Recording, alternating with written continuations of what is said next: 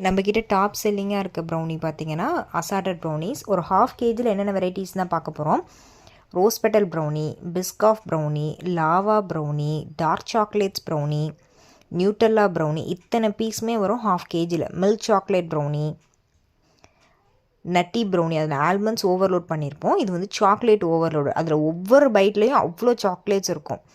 இதில் வந்து பம்ப்கின் சீட்ஸ்லாம் போட்டிருப்போம்.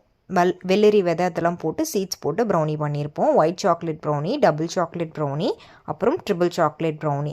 ஹாஃப் கேஜியில் இத்தனை பீசஸ், இத்தனை வெரைட்டிஸ் ஆஃப் ப்ரௌனி வரும். ஹாஃப் கேஜினா உங்களுக்கு ஹாஃப் கேஜி இருக்காது, அது 550 to 600 கிராம்ஸ் வெறும் ப்ரௌனியோட வெயிட் மட்டுமே அவ்வளோ இருக்கும். சரிங்களா?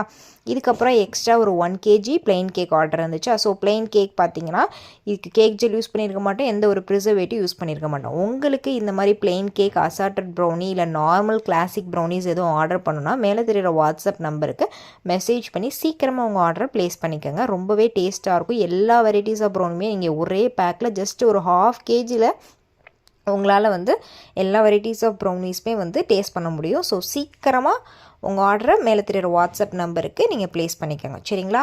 பிளெயின் கேக்கும் நம்மக்கிட்ட ரொம்பவே ஹிட்டான ரெசிபி. வேணும்னா ஆர்டர் பண்ணிக்கோங்க.